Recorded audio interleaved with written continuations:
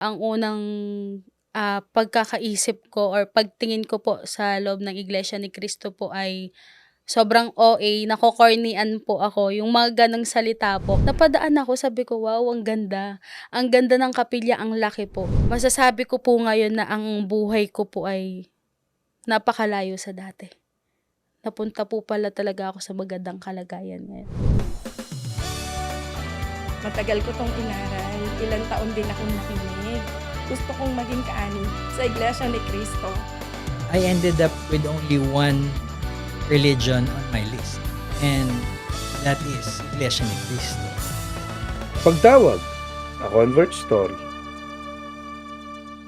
Magandang araw po sa inyong lahat. Welcome po sa ating programa Ang Pagtawag, A Convert Story. Ako po ang inyong lingkod, kapatid na Mar Oriondo, at samahan niyo po kami sa pakikinig sa mga natatanging istorya ng ating mga kapatid na tinawag ng ating Panginoong Diyos para maglingkod sa Kanya sa loob ng Iglesia ni Cristo. At para kilalanin po ang makakasama natin ngayong araw, pakinggan at panoorin po natin ito.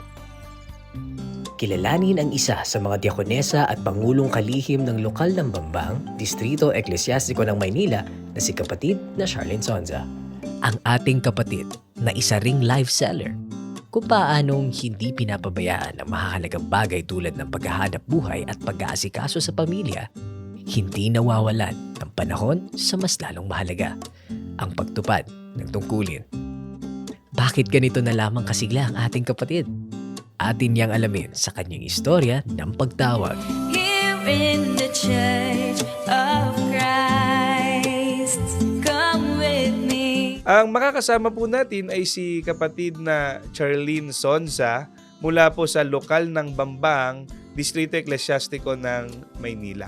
Magandang araw, kapatid na Charlene. Magandang araw po, kapatid na Mar. Hello Kumusta po kayo? Okay lang po. Maraming salamat po sa pagpapaunlak po sa amin dito sa ating programa. Maraming salamat din po. Ang kapatid na Charlene po, ayun, napakinggan naman po ninyo. Masiglang masigla, Pangulong Kalihim po Apo, ngayon tsaka at diakonesa diakonesa pa sa inyong lokal. Apo. At para naman po sa inyong pinagkakaabalahan, kayo may trabaho na Live may selling. kinalaman sa live selling, pagtitinda po ng mga goods, no, mga kagamitan, damit, pati pagkain pala. Meron Iba't din po. ibang product mula po sa Thailand. Yes So po. paano po tumatakbo yan? So, meron po kaming sea cargo, then air cargo po. Nagla-live selling po kami Thailand. Yung mga nagmamine po sa amin sa Thailand po, inuuwi po namin dito sa Pilipinas po. At kung hindi ako nagkakamali, Ate Charlene, na uso yung ganyang paraan ng pagtitinda, lalo yung live selling nitong pandemya Yes po. na nagdaan. Apo. Ano po? Apo. Ang boss ko po ay talagang simula po pandemic po. Nagla-live selling na po sila ng mga ukay-ukay po. Mga ganun po. Doon po sila nagsimula. Kaibigan ko po sila. Yes. So lumawak siya ng Apo. lumawak na. Apo, yes po. Ngayong po ay niyaya po nila ako mag-Thailand. So ako po ay grinab ko, tinry ko po. Then nagustuhan ko naman po yung pagla-live selling po. Kasi talagang maano po ako sa kumbaga parang makwento po ako pag nasa harap ng camera. So marami ring viewers, Ate Yes Charlene. po, opo. Actually po, minsan maabot po ng 1,000 comments, yung mga ganun po. Talagang all goods naman po talaga. Lahat naman po ng mga nagiging customer namin ay nakakapagbayad naman po talaga And sila. for sure kasi nagugustuhan din nila yung produkto. Yes po. Maganda po ang produkto ng Thailand, lalo na po pag mga damit po. Masarap ang pagkain sa Thailand. Ibang flavor Yes naman. po. And masarap din naman talaga yung mga pagkain natin dito sa Pilipinas. Yes po. Yung mga produktong Pilipino, quality na rin yan, Yes Ate po. Charlene. Pero kasi tayo talaga, from time to time, nagugustuhan din naman natin yung mga Apa. ibang flavor, ibang style. Apo. And for sure, yun ang naibibigay ninyo sa mga customer. Yes po. po. Apo. Ate Charlene, yun nga, speaking dun sa nabanggit natin na kayo ay Pangulong Kalihim ngayon dun sa Apa. inyong lokal, and at the same time kayo po ay diakonesa Yes po. pa, talagang masiglang-masigla itong ating kapatid. Pero kayo ay convert din. Yes po. Hindi kayo ipinanganak na Iglesia ni Cristo. Ano po ang kinagis na ninyong relihiyon? Dati po ako ay Katoliko po. Katoliko as in po talagang Minsan po sumasampa pa nga po ako dun sa tinatawag po nilang Nazareno po. Yung tinatawag nilang translasyon, ano? Opo. Sa Maynila kasi yan talaga Yes po. ginagawa. Ayan na, kikita't napapanood naman po Yes natin. po. Isa yan sa mga kumbaga ay aktibidad or tinatawag ninyo noon na panata. Apo. Ah, Then, ano pa mga activities po ninyo noon? choir po ako sa simbahan. Kami pong 3 magkakapatid po. Si papa, si mama, yan po lagi po namin kasama po nagsisimba. Yung tinatawag po nilang pagsisimba po. Then tuwing pagsimbang gabi, yan po. Halos lahat po ay talagang ginawa ko po nung ako po ay Katoliko po. So active na active po kayo Yes po. sa kinagisnan ninyong reliyon. Aside from yun nga, naging Katoliko kayo, meron pa po ba kayong ibang inobserve na Ay, yes po. pangkati ng pananampalataya? Dati po ay sumama po ako kay ate dahil po ay may naging napangasawa po siyang saksi ni Jehovah po. Then yun po, nakikinig, nagsasalita po pag may mga nagtatanong-tanong po, ganun. Dati din po kaming Couples for Christ po. Yung talaga. Couples for Christ, kung hindi ako nagkakamali, parang isa sa organisasyon Apo. or isa sa samahan sa Katolisismo. Yes po. So talagang active na active po Apo. kayo sa pagre-reliyon. Nabautismohan kayo sa saksi ni Jehovah? Meron bang bautismo sa kanila? Meron po sila pero hindi po ako nabautismuan Hindi po. kayo nabautismo. During that time po na kayo ay nasa kinagisnan ninyong relihiyon, pagka naririnig po ninyo ang Iglesia ni Cristo, ano po yung pumapasok sa inyong isip? Ano po ang impression ninyo sa Iglesia ni Cristo? Actually po kapatid na Mar, talaga ang unang pagkakaisip ko or pagtingin ko po sa loob ng Iglesia ni Cristo po ay sobrang OA, nako-cornyan po ako. Yung mga ganong salita po. corny, yan Yes yung po. mga sabihin na natin siguro term, salita ng mga kabataan ngayon. Bakit OA? Bakit corny para sa iyo noon ang Iglesia ni Cristo? Yung nakita ko po kasi talaga yung kahit na samba lang po nila ay ang ganda ng pananamit po nila na hindi naman po sa dati po kasi nung Katoliko po ako ay kahit anong suotin ko lang po. Talagang yun lang po talaga yung sinusuot ko. Pero po pa talaga pag sa loob ng Iglesia ni Cristo po, nakikita ko po, ganda naman ng mga suot po nila. Talagang pinaghahandaan nila yung mga suot nila pag magsasamba So po parang sila. ang Ganun. dating, no? Sasamba lang, nakabistida pa, Ay, opo. nakadress pa. Ang Opo. OA talaga nitong mga to. Yun po Ang yung mga corny, talagang parang ganun tingin ko. ang dating. Kasi nga, Opo. nakasanayan po ninyo sa kinagis ng reliyon na kung ano pa baga, kung ano yung Opo, gusto mong susuotin maisuot, po. may maisuot lang. Yes po. Okay, knowingly na kayo po ay eventually natawag din sa loob ng Iglesia ni Cristo, kayo po ay kaanib na sa Iglesia ni Yes Cristo po. ngayon, ano po ang naunawaan ninyo? Bakit ganoon na lang ang pagpapahalaga sa pagsamba? Bakit ganoon na lang po kung manamit ang mga kaanib sa Iglesia ni Cristo? At bakit ganoon na lang po ang trato natin sa pagsamba? 'Di ba po pag tayo po ay pupunta sa isang birthday yan or kainan, sa mga okasyon na meron po tayo, gusto po natin maayos po ang ating pananamit. Ano po ba, bakit hindi po natin ayusin? Ang nasa pagsamba po tayo, ang Diyos po ang nakikinig at nakikita niya po kung paano po tayo magsamba po. Ang ating pupuntahan, Opo. unang-una, bahay ng ating Panginoong Diyos, yung Yes bahay o po. gusaling sambahan. Pangalawa po, yung nabanggit nga ninyo, mahalagang okasyon Yes ang po. pagsamba para sa ating mga kaanib sa Iglesia ni Cristo. Totoo po yung binabanggit ninyo. Siguro para sa iba, no, pagka makiki-birthday lang o kaya ay may pupuntahang para sa kanya mahalagang okasyon, isusuot niyo yung pinakamagandang Yes damit, po, no? opo. Kumbaga Pinakamaayos, bibili pa nga po talagang ay OOTD ko 'to. Maganda dapat ang aking suot. Kumbaga parang gano'n po. Tama. OOTD, no? Outfit of the day ba? Yes po. Yung mga term ng mga Opo. kabataan ngayon. Totoo, di ba? Opo. Ang makakaharap mo tao na pinahalagahan mo. At ang pupuntahan mong okasyon mahalagang okasyon na itinuturing mo. Mag-aayos ka Yes po. di higit sa lahat sa loob ng Iglesia ni Cristo. Opo. Lalong nag-aayos. Lalo nating sinisikap na maganda tayong tignan, maayos tayong tignan sa harapan mismo Opo. ng ating Panginoong Diyos at sa pagsamba. yung mismong kasuotan natin, kung bakit tayo ganun manamit kapag sasamba, yung mismong programa ng pagsamba, mayroong pag-awit, Yes po. pananalangin, pag-aaral ng mga salita ng Diyos, lahat ng ginagawa natin na may kinalaman sa paglilingkod sa ating Panginoong Diyos, Yes po. nakasulat siya sa Biblia. Papaano naman nagkaroon ng puwang ang Iglesia ni Cristo sa Ah, buhay ninyo? Paano kayo natawag? Nangyari po yan, meron po kami dating kainan sa may Malate po, area po ng Malate. May kaibigan po ako na nakikita ko po na talagang ang ganda ng suot niya pag lumalabas po siya ng bahay. Tinatanong ko po siya, "Saan ka pupunta?" Sabi niya gano'n. "Sasamba ako be," gumaganon po. Be po ang tawagan po namin, eh. "Ay gano'n?" Sabi kong gano'n. "O sige," sabi kong gano'n sa kanya. Tas isang araw po, kumbaga parang napadaan po ako sa lokal po, sa unang kinatalaang lokal ko po do'n, sa lokal po ng Paco. Napadaan ako, sabi ko, "Wow, ang ganda. Ang ganda ng kapilya, ang laki po." Sabi kong gano'n. Ngayon po, tinry ko po, kasi parang may mga pumapasok po eh. So, trinry ko po. Although nakadress naman po ako no'n eh. Tapos pwede po akong makinig. Nakinig po ako.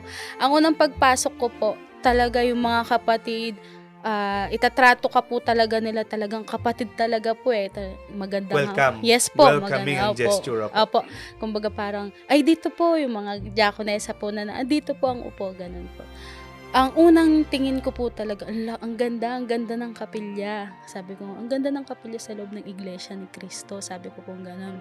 Then, pagtapos po ng pagsamba, chinat ko po yung kaibigan ko. Sabi ko, pwede akong sumama pag may pagsamba kayo, kung ano man yung mga aktibidad. Sabi niya, ay sige be, welcome na welcome ka. So, nagkusa talaga kayo. Apo. Nagkusa kayo na pumasok dun sa kapilya. Opo.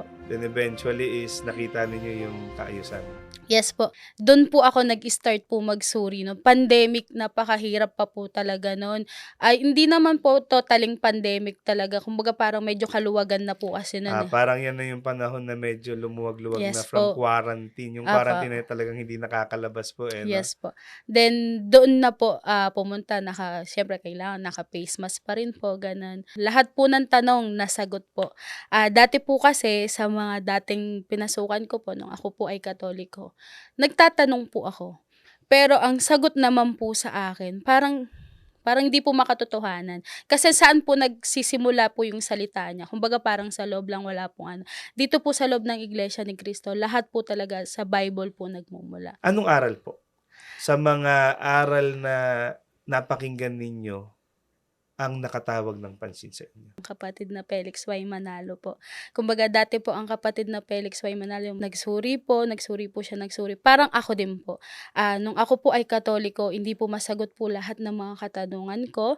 Nung ako po ay nagsaksi, hindi rin po masagot. Nag-Couples for Christ po ako, hindi po masagot. Pero nung ako po talaga ay nagsuri sa loob ng Iglesia ni Cristo, lahat po ng katanungan ko nasagot po talaga. Mula po sa Biblia po lahat. So malaking factor po sa pag-anib mo sa Iglesia ni Cristo ang aral na may kinalaman sa pagsusugo ng Diyos sa mga huling araw na ito. Yes po. Sa kapatid na Felix Manalo. Apo.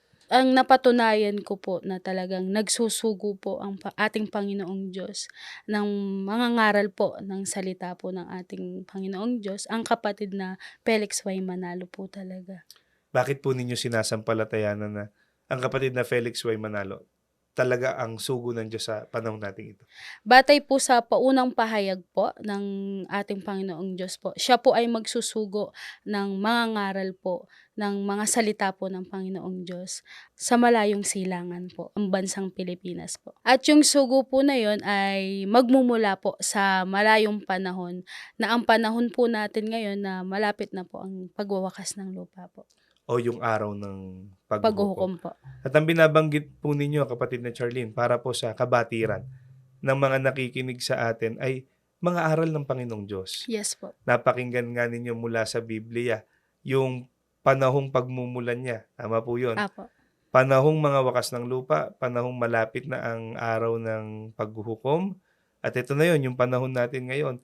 At sa malayong dako, yung malayong dako ay ang malayong silangan na nasa Biblia din po. Yes po. Yung malayong silangan na yan o silanganan ay mga pulo ng dagat, mga isla.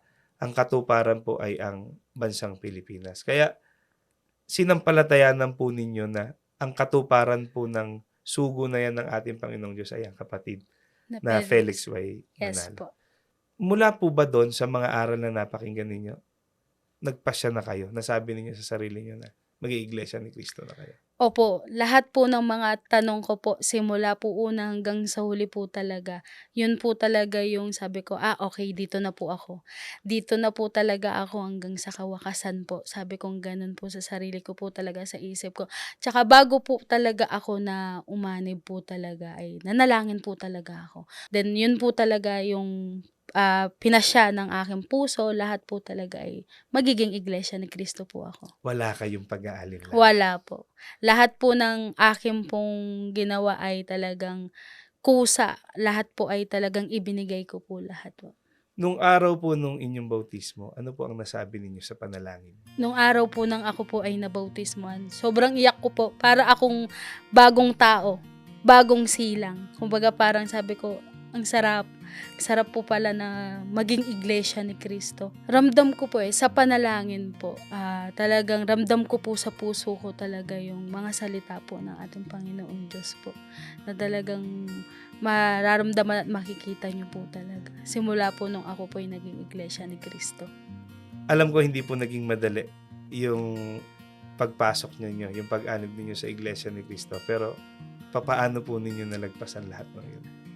Nung una po talaga, as in talagang masasabi ko po na paano.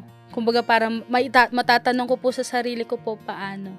Ang unang-una po talagang pumasok po talaga sa isipan ko po nung ako po ay kino-question po ako ng lahat. Ginawa ko po ay nanalangin po ako talaga. Pumasok po ako sa loob ng kapilya po namin. Talagang ipananalangin ko po lahat ng aking mga kaibigan, mga kapatid po, na kung sana po ay matawag po sila sa loob ng Iglesia ni Cristo. Maraming salamat kapatid na Charlene. May ilan pa tayong pag-uusapan pero bibitinin lang natin sandali. Huwag po muna kayong aalis, magbabalik po ang pagtawag pagkalipas lang po ng ilang paalala. Nagbabalik po ang pagtawag Convert Story at ang kasama po natin ngayon ay si kapatid na Charlene Sonza mula po sa lokal ng Bambang, Distrito Eklesiastiko ng Maynila. Kapatid na Charlene, bago tayo magpatuloy sa ating ginagawang pag-uusap, baka meron kayong gustong batiin, sige po, batiin po ninyo. Binabati ko po ang kapatid na Wilson Arcayago, ang tagapangasiwa po ng aming distrito po ng Maynila. Ang kapatid na Mark Paulo O. Perry, ang destinado po ng aming lokal. Binabati ko rin po ang aking mister, si kapatid na Marvin Sonsa, ang mga kamay tungkulin ko po sa kalihiman po, hello po, at ang mga kamay tungkulin ko rin po sa pagiging diakonesa po. Magandang araw po sa inyong lahat. Maraming salamat kapatid na Charlene. At pagbati po sa lahat po ng nakikinig sa programang ito, ang pagtawag. Saan mang panig kayo ng mundo naroroon. Binabati po namin kayo. Hindi man namin kayo maisa-isa, nababasa naman po namin ang inyong mga comments, ang inyong mga pagbati, at ang inyong walang sawang pagsuporta. Maraming salamat po sa inyo. Kapatid na Charlene, nabanggit mo po kanina sa ating pag-uusap na lahat ng katanungan sa isip ninyo, lahat ng mga aral na tinanggap ninyo sa loob ng Iglesia ni Cristo ay nakasulat sa Biblia. Yung mga aral po na yun na tinanggap ninyo, papaano po nun nabago o binago ang buhay ninyo? Dati po nung ako po ay Katoliko, lahat po ng kalayawan talaga, lahat po ng mga hindi po dapat gawin ay alos nagawa ko na po. Ayun po yung paglalasing, yung mga ganun po, pagbabarkada, mga ganun po. Kahit saan po nakakapunta, ganun po yung mga dating ginawa ko po. Nung ako po ay umanib po sa loob ng Iglesia ni Cristo, lahat po yun nabago. So, hindi na po ako umiinom. As in talagang ang ngayong buhay ko po, umiikot po sa kapilya. sa tungkulin ko po sa pagiging may asawa po sa aking asawa po. Yun po yung hanap buhay po namin ng aking boss po. Yun dun po lang umiikot po yung buhay ko po ngayon. Na talaga namang kinaganda po talaga. Dati po kasi talaga kumbaga parang hanggang dito na lang ba ako? Ganun po yung talagang isip ko po talaga na hanggang dito na lang ba buhay ko, ganito na lang ba magiging buhay ko po. Pero simula po nung ako po ay naging Iglesia ni Cristo, nabago po niya lahat. Parang piniit po, nabago po niya lahat as in pagsasalita ko po, pananamit ko po, yung mga ganong gesture ko po talaga, lahat nabago po. Kaya talaga nagpapasalamat po ako. Hindi kaya yun yung sinasabi nila, kapatid, na Charlene sa atin na corny? Na ang corny kasi, yun nga, hindi ka pwedeng uminom, hindi ka pwedeng maglasing, hindi ka pwedeng magsaya ng sobra-sobra yung nauuwi na sa kalayawan. Yung mga nagagawa mo noon dahil Iglesia ni Cristo ka na ngayon, totoo po yun eh. Hindi mo na pwedeng gawin kasi alam nating labag yun Yes po. sa aral ng ating Panginoong Diyos. Hindi kaya yun yung binabanggit nilang corny? Bakit para sa iyo ngayon na ikaw ay Iglesia ni Cristo na at naggaling ka sa ganung buhay, hindi ka cornyhan, hindi mo ikinasama yung ganung bagay? Dati po talaga, yun po yung unang-unang tingin ko po yung corny, ganun. Pero simula po, nung ako po ay umanib sa loob ng Iglesia ni Cristo, yung salitang corny, hindi ko na po yan naisip. Yung tulad po sa paglalasing po, ano po yun eh, kumbaga parang bawal po. As in, malalaman nyo po na bawal kasi paglasing po kayo, nagagawa nyo po lahat eh. So, pag tayo po ay umiwas po doon sa bawal po na yun, magiging maganda yung buhay po natin. Na kapag ka sinunod mo ang aral ng Diyos, mapapabuti ka. Ay, yes po. Na ngayon po, tulad ko po ngayon, ay ako po ay napabuti. Yung inaakala ng iba na masaya to, may hangganan po eh. Opo. Minsan nabanggit ninyo kanina, mapapaisip ka, ano, ganito na lang ba buhay ko? Ito na lang ba gagawin ko? Pero kapag ka ang ginagawa po natin, ang tinutupad natin, sang-ayon sa kalooban ng Panginoong Diyos, ibang uri siya ng kaligayahan. Ano po? Opo. Masarap siya sa pakiramdam. Totoo. At alam mo sa sarili mo na palibasa tama ang ginagawa mo, hindi ka pababayaan ng Panginoong Diyos. Aalalayan ka, pagpapalain ka, at nabanggit ninyo, mapapabuti rin yung buhay. Kumusta po kayo ngayon? Kumusta ang buhay ninyo bilang Iglesia ni Cristo? Sobrang saya, sobrang sarap po. As in talagang masasabi nyo po na kahit po ako po ay talagang paminsan-minsan lang naman po nagla-live. Every 2 months, doon lang naman po ako nagla-live. Kahit nandito po ako sa Pinas, sa bahay po, pagkatapos ko pong asikasuin po yung bahay namin, pagluto po yung mister ko po, lahat po, ako po ay pupunta ng kapilya para naman po mag-opisina. Masasabi ko po ngayon na ang buhay ko po ay napakalayo sa dati. Napunta po pala talaga ako sa magandang kalagayan ngayon. At pag nananalangin po kayo ngayon dahil nga nasa ganyan na kayong sitwasyon, ano po ang nasasabi ninyo sa inyong mga pananalangin sa Panginoon Diyos? Ama, maraming salamat po. Kulang ang salitang salamat sa lahat po ng biyayang ipinagkakaloob niyo po sa akin ngayon. Lalo na po sa aking asawa. Di man po kami ganun karangya ang buhay, pero talagang di po kami pinababayaan. Sa lahat po, kahit po tayo Iglesia na Cristo, nagkakaproblema po tayo. Pero lahat po ng yun, nalalampasan po namin mag-asawa. At nalalagpasan po natin yan, hindi dahil sa kinakaya nating harapin ng ganun sa ating sarili. Nalalagpasan po natin yan dahil nakatitiyak po tayo. Hindi tayo pinababayaan ng Panginoong Diyos, inaalalayan, ginagabayan tayo, at itinuturo sa atin ang dapat gawin para payapa nating maisagawa ang mga paglilingkod at pagsamba sa Kanya. Itinuturo nga po sa atin, lalong-lalo na sa panahon ng pagsamba, kapatid na Charlene, na natututunan nating makontento Yes po. sa mga biyaya at pagpapala na ipinagkakaloob ng Panginoong Diyos. Dahil ang higit na mahalaga sa atin, yung payapa, masaya tayong nakakapaglingkod na katutupad Opo. ng ating tungkulin. At yun po ang nakikita namin sa inyo ngayon, na siya ring nakikita namin sa maraming kapatid, sa maraming mga may tungkulin, sa loob ng Iglesia ni Cristo. Kung meron po tayong kaligayahan, kung meron po tayong kayamanan, yung po tungkulin Opo. na ipinagkaloob niya sa atin yung ating pagka-Iglesia ni Cristo. Tama po. Totoo po yan.